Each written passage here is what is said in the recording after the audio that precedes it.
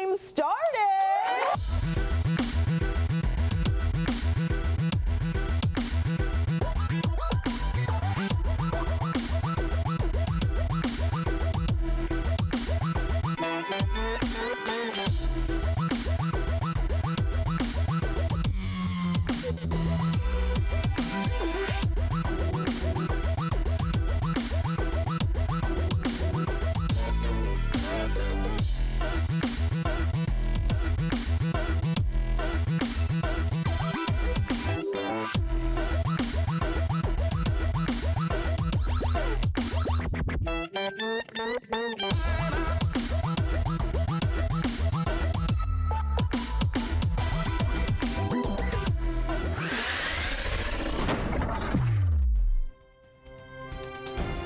That's going to do it for this episode of the Box Score. Thank you. Welcome back. We're now joined by our weather correspondent, Christina Gesford, in studio. What can you tell us, Christina? Thanks, guys. It was a nice and sunny morning, above 40 degrees in Boston at 41, and the winds were relatively light, between 5 and 10 miles per hour. Later in the day, we did see more overcast, but still with some rays shining through until the sun went down and the clouds persisted. And tonight, an increase in cloud cover and a few flurries. Our snow showers are possible, dropping to about 33 degrees and the wind picking up a bit to 10 to 15 miles per hour. The showers will likely mix with rain, so keep an eye out for black ice. And today is actually going to be the warmest of all the days this week. And as for tomorrow, the temperature will dip back down into the 30s with a high of 38. Some clouds in the morning will give way mainly to sunny skies for the afternoon. A little windier, though, at 10 to 20 miles per hour. And tomorrow night, more clouds moving in, and we may see some flurries with a low of 25 degrees. The cold will be pouring in after Wednesday, and I'll have more on what you can expect from the rest of the week when I come back. Thanks, Christina. Boston City Council is trying to address growing discomfort with short-term rentals. On Monday, City Council held a public hearing for short-term rentals such as Airbnb after residents complained that their homes feel more like hotels than apartments. City Council discussed increased taxes and regulations for short-term rentals, such as capping the number of rooms that could be rented per apartment building and registering hosts. Last summer, a bill was written at the State House tax to short-term rentals, but it never went out of legislation. City Council hopes to put new legislation into effect next spring. The MBTA has approved a $277 million budget to replace the Red Line cars. A vote on Monday approved the plan to purchase 120 new Red Line cars in place of an earlier plan to refurbish 84 older cars. With some cars almost 4 decades old, the Fiscal Management and Control Board says it will cost less to replace them than it would to fix them. Mayor Marty Walsh announced a detailed plan to revitalize housing in Roxbury on Monday. A $30 million federal grant will fund the project that will completely upgrade Whittier Street housing development, a development containing just over 2,000 households. In a statement, Mayor Walsh said, quote, "As we shape Boston's growth, we must make sure our progress benefits everyone, especially long-term residents of the city." Mayor Walsh says the plan is driven by 3 main goals: neighborhood, housing, and people. And speaking of the mayor, a recent social media campaign has been created to get Walsh to speak out against President-elect Donald Trump. Field reporter Kate Bell has the story. I'm Kate Bell reporting here from the State House, where hours ago activists called on Mayor Marty Walsh to cancel a program that would scan social media for criminal activity.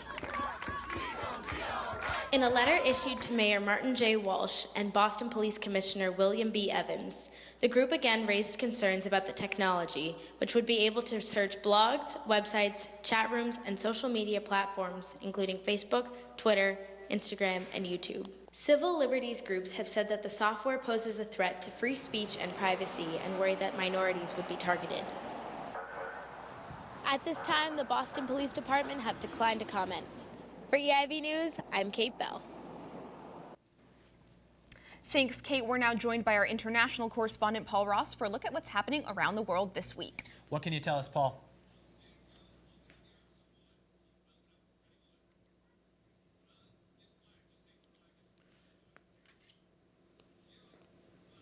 The fight to take back Aleppo is almost over. The Syrian government forces, alongside their allies, have pushed ISIS terrorists into a small segment of land, according to a Syrian spokesman. Civilians still on the inside of the rebel territory have been in touch with Allied forces trying to take back the city through text messages and phone calls. These calls are mainly used to track the locations of the civilians separately from those of ISIS forces. The United Nations has been appalled at not only the conditions civilians have been kept in, but also the treatment they are receiving from ISIS forces. Questions have been raised about how these human rights cases will be handled after the city gets taken back, as well as how current Syrian president will manage governing such a divided country. According to an article from the New York Times, it seems extremely likely that the city will be taken back within days, if not sooner. And the victims of a church bombing in Cairo were buried this past Sunday. Current president of Egypt attended to reassure the victims' families, as well as all citizens, that this would not mean a resurgence of violence from the Islamic State.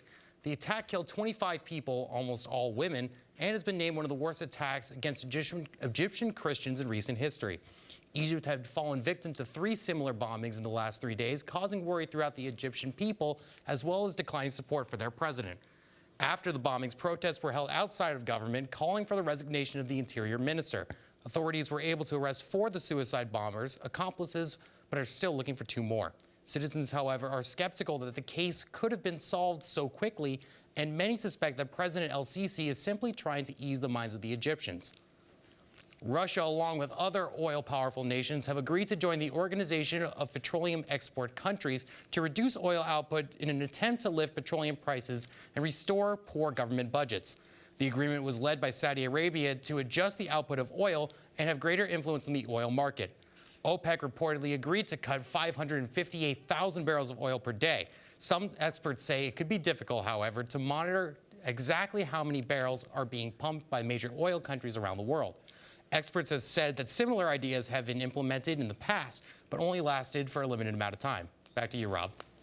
Thanks, Paul. And now in central Massachusetts, a gun buyback program has collected over 260 weapons. In exchange for their weapons, gun owners received gift cards from local merchants in various amounts depending on the type of weapon they handed in. According to officials, this program was created to properly dispose of any unwanted guns that people may own. Massachusetts churches are no longer fighting transgender discrimination laws. On Monday, 4 churches dropped federal lawsuits stating that the state's transgender anti-discrimination law violates their First Amendment right of freedom of religion. Massachusetts Attorney General Maura Healey states that the lawsuits did nothing more than reiterate existing laws protecting churches, since it only applies when hosting secular public events. The law in question bans discrimination in public accommodations and allows transgender people to choose whichever bathroom they identify with. And hundreds of churches in Brockton and surrounding areas are pledging to offer sanctuary to illegal immigrants who could face deportation. With President-elect Donald Trump vowing to deport millions of people and, quote, immediately terminate Obama's executive actions on immigration, church officials like Reverend Abraham Weah are trying to welcome as many people as possible. Weah told the Boston Herald, quote, if you need a safe place, once you enter the doors of this building, you are safe. Coming up after the break, Swampscott may become home to a new establishment that is 1 part monastery and 1 part brewery. And we'll be checking in with our field reporter Kate Bell at City Hall Plaza and their new holiday market. Don't go anywhere.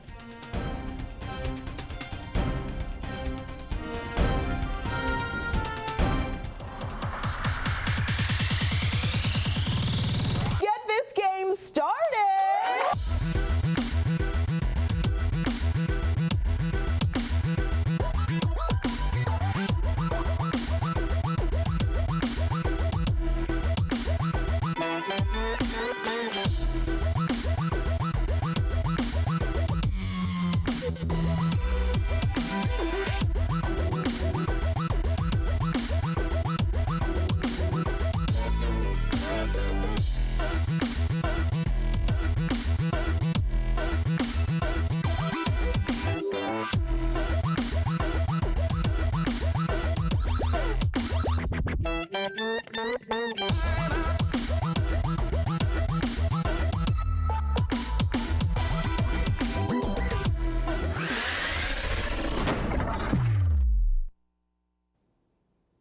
That's going to do it for this episode of the Box Score. Thank you so much for joining us. We are now going to be taking questions at our press conference immediately.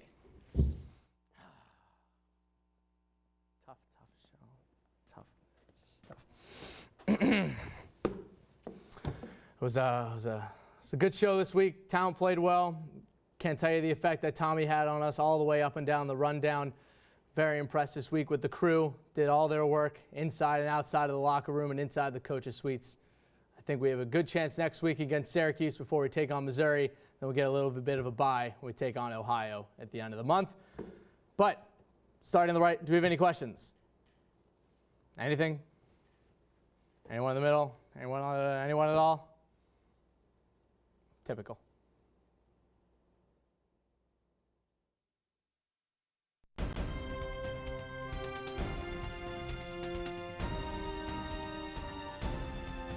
Welcome back. We're now joined for one final time by Christina Gesford for a look at the 5-day forecast.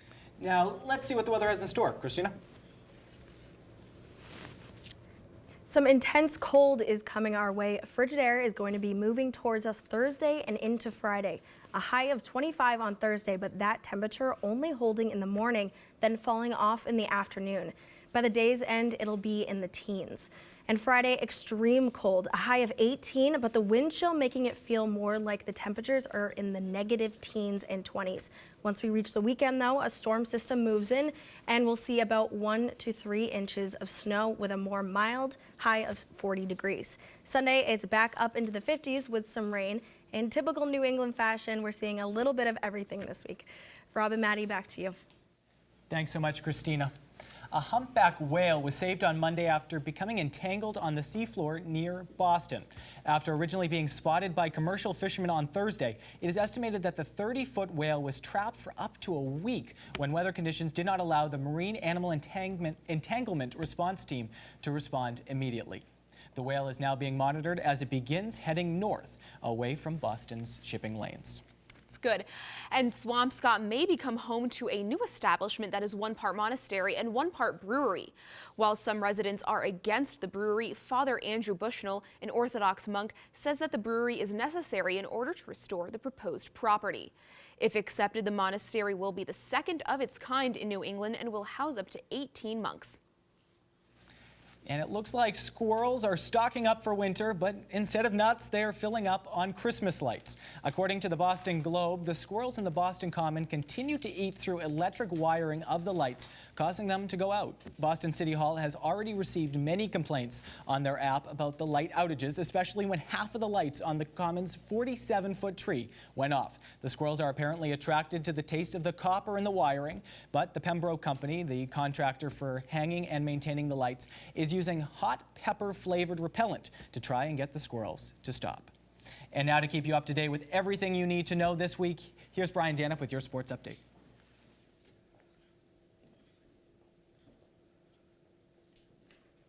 Well, guys, it finally happened. The Los Angeles Rams fired head coach Jeff Fisher on Monday after the team's 42-14 loss to the Atlanta Falcons.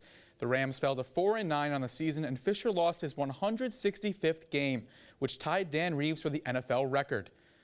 Rams Chief Operating Officer Kevin Demoff described Fisher's firing as representing a complete organizational failure and said that, quote, "I think all of us need to get better." The Rams named special teams coach John Fassel as the interim head coach, who is the son of former New York Giants head coach Jim Fassel. The Rams play their first game in the post-Fisher era this Thursday as they take on the NFC West leading Seattle Seahawks. And 2 more elite free agents are off the board after the Los Angeles Dodgers re-signed their closer Kenley Jansen and third baseman Justin Turner. Jansen received a 5-year, $80 million deal, while Turner signed a 4-year, $64 million deal. Turner hit .275 with 27 home runs and 90 RBI in 2016 and was seen as a possible fit with the Red Sox after they traded Travis Shaw to the Milwaukee Brewers. Of course, Turner is back in LA, and all signs now point to Pablo Sandoval getting a chance to be the starting third baseman for the Sox next spring. And Major League Baseball announced that in an effort to combat bullying, rookies will no longer be allowed to dress up in costumes that are offensive to women or other groups of people. Virtually every team in MLB hazes their rookies by having them wear embarrassing costumes before and after certain games. Just last year, Los Angeles Dodgers rookies dressed up as female cheerleaders, and Atlanta Braves rookies dressed up as the female baseball team from the film A League of Their Own. Critics of the new rules say that rookie hazing is harmless fun, while others say that dressing like a woman shouldn't be considered embarrassing. And while introducing LeBron James as Sports Illustrated Sports Person of the Year on Monday, rapper Jay-Z took a shot at Knicks president Phil Jackson and is referring to LeBron's business associates as his, quote, posse. Jay-Z sarcastically described LeBron as a man who, quote, puts his posse in position. Jackson came under fire while discussing LeBron's tenure with the Miami Heat and that his desire to spend time in Cleveland with his, quote, posse was detrimental to the team and put Heat owner Pat Riley in a tough spot. In an interview with CBS Sports on Thursday, Jackson said he regretted talking about another team's player, but did not specifically say he regretted using the word posse. Back to you guys. Thank you, Brian. And now, what do you think about the MLB's new anti-hazing rules? Well, I definitely think, you know, it's definitely important to be sensitive to all sorts of people, to not offend anyone. You know, this is potential. It is fun to see rookies dress up in crazy costumes. It's sort of a rite of passage in Major League Baseball. But certainly, if they can avoid offending women or other groups of people, I don't know how anyone couldn't be for it. All right, thanks so much. And now let's go to field reporter Kate Bell at Boston Winter, a new holiday market at City Hall Plaza. Kate? Thanks, guys. I'm Kate Bell here at City Hall Plaza for the first ever Boston Winter event. Let's go inside and check it out.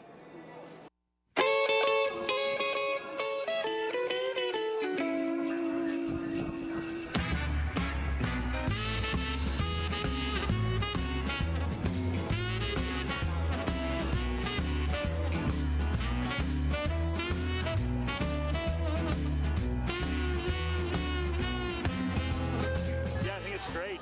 You know, it's different than the Frog Pond. It's just a blast. It needs a little Zamboni right now because I think everybody's obviously been enjoying it, so that's the byproduct.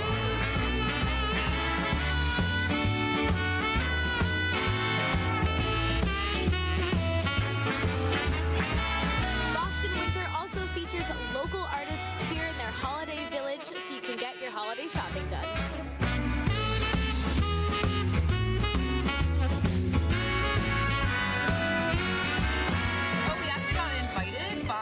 One of the girls running it, she actually came and found us at one of our shows, and she thought our product would be great down here. And so far, everyone's been buying gifts for people they know in New Hampshire. They've been from New Hampshire, so it's been a really great sales experience.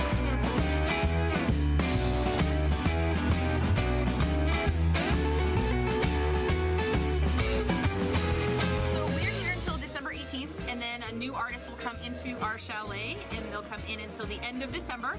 And then all the artist buildings close, but then the ice skating rink is staying open until the end of February.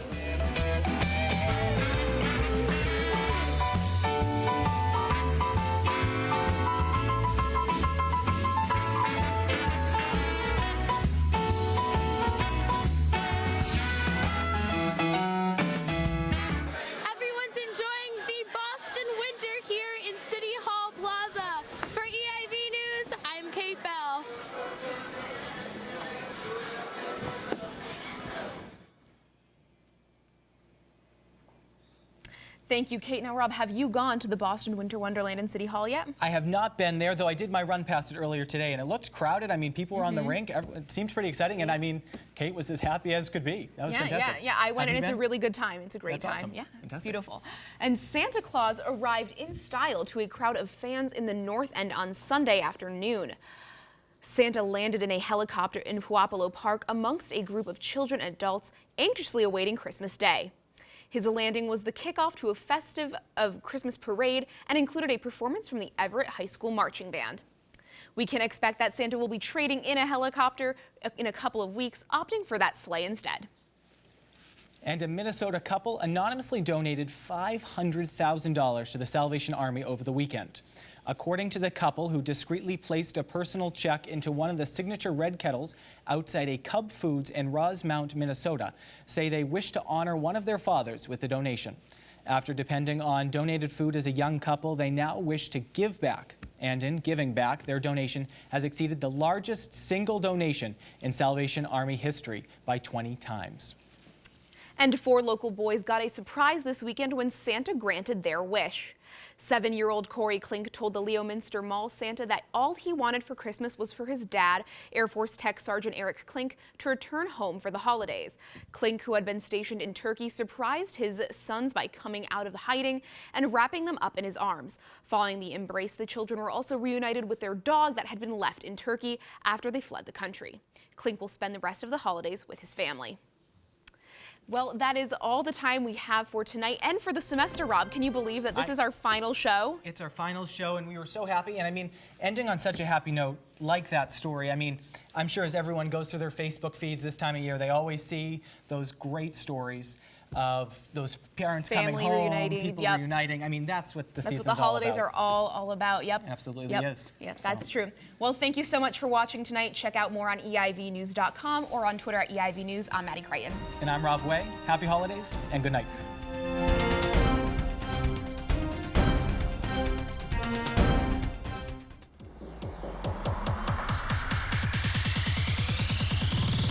Get this game started!